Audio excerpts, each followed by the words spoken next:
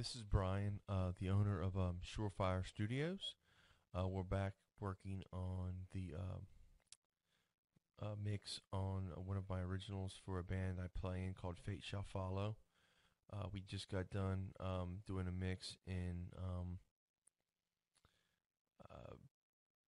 PreSonus Studio One, and now we're going to open up Sony Sound Forge, and we are going to take a look at the wave. All right, this is what we mixed, and primarily what I do is I go in and I look for any kind of clipping that may have occurred in my mixing, or any kind of areas that may need some leveling. And primarily what I do is I like to go in and I like to clean up my intros. That way, if there was any noise or any room noise while I did my recording, this is where I go and take it out at. Here, I'll delete that, and now I'll go in and I'll insert normally like 1 second of silence is what I do. So I cut that now.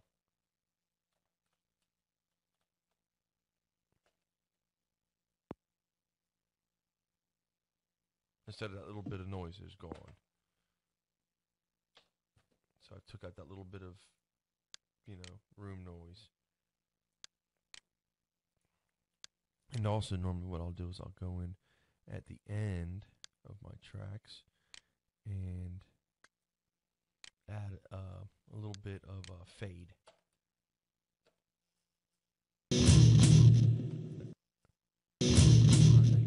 So second hit came in. So what I'll do now is I'll go in, hit a fade out.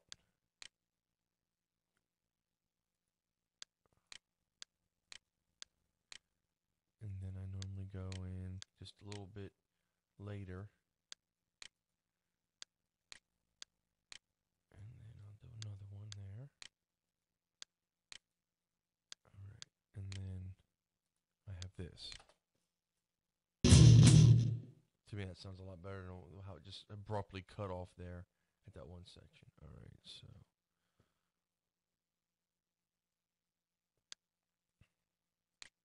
overall it looks good. I mean, there's really no problem areas that I see. I got good volume. It looks pretty loud. The only thing I might do at this point of the mix would be to sometimes, depending on what the wave looks like, I may go in and do a wave hammer, which basically I can go in and dither it down, like master for 16-bit, and it's going to dither it down so that I can go to CD with it. This will give me a preview. That's with the wave hammer. That's without.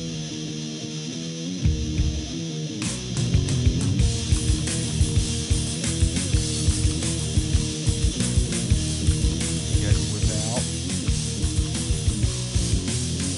And with.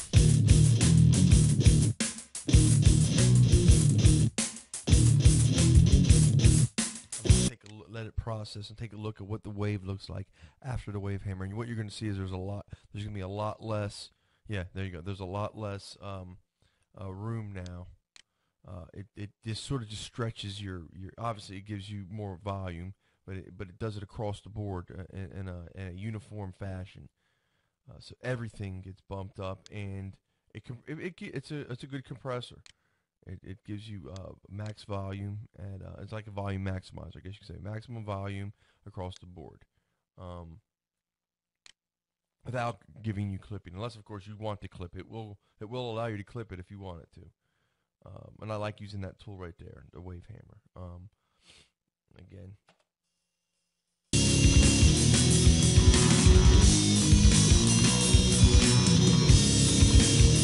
I was saying in the other video is that it allows you to build CDs. Is if I had multiple tracks here at this point, I could put my track information here, it would create a track for it. Then I could go in and sort of just drag other songs in. Obviously, these are different mixes of the same thing. But you can see here now I've got 2 tracks, and a third, and a fourth. And each one is going to have its own. You can see got track 1, track 2, and it puts a break in there. And you can, again, you can tell it how much time you want to put in between each track. And then at that point, you go to Tools, and you go to Burn Disc at Once or Burn Track at Once Audio CD, and it's really cool. It'll as much information as you want to get on that CD, or as many songs as you want to get on that CD, you can get on there up to the length or volume of that the CD can hold. Either way, I use it a lot to make demo discs so I can hear my different mixes, how they will translate in different mediums. I have a small house stereo. I have a large house stereo. I have 3 different vehicles with 3 different types of stereo systems that and then what I'll do is I'll go into each one and play the individual mixes to see how they play on different size speakers, different size cars, stuff like that. And I try to pick out the best mix, or I try to pick out the mix that sounds the best across all of the different spectrums of where my stereos are. Other than that, that's basically how I do a mix for songs. There's really nothing crazy sophisticated about it. I use my ears. I try to take as much time as I can. I don't ever try to do a mix in 1 hour. It's, to me, I don't work that well in that kind of time constraints. I'm the type of person that I need 2 or 3 weeks sometimes on a mix. Mostly, not sometimes. Most of the time, that's how long it takes me just before I really start getting something that I start liking. And now understand this, I have a full-time job. This is just sort of after hours for me. That when I do have time, I like to come out in my studio and work on material.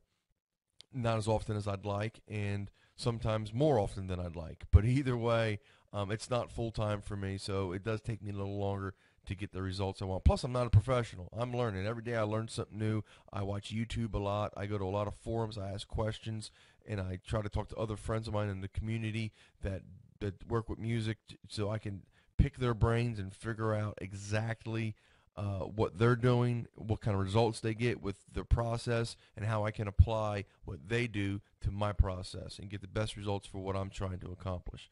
Other than that, I just try to write really good songs that I enjoy. I have a couple really good friends, Jason and Tyler, who are really like-minded in what I'm trying to do, so it helps having people that are on board to what I'm trying to do, and we have a really good time together when we write. But either way, I will be posting this on YouTube in a 2-part video. If you can, just check it out, rate it, and then by all means go to our website. We are on MySpace at myspace.com/Fate Shall Follow, and that's all one word, FATESHALLFOLLOW. This song is not up on our MySpace yet. We are still waiting to get vocals on there. I'll probably do this again when I get the vocals and do a remix with the vocals on it, just so everyone can hear the difference a vocal makes in a mix. I'll have to probably go in and totally remix the song in a sense so that the vocal falls where it needs to be on the mix. Either way, thanks again for watching, and happy mixing.